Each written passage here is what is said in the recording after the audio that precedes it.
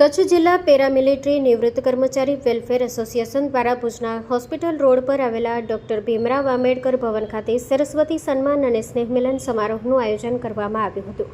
આ પ્રસંગે એસોસિએશનના સભ્યોના તેજસ્વી બાળકોને મહાનુભાવોના હસ્તે સન્માનિત કરી પ્રોત્સાહિત કરવામાં આવ્યા હતા.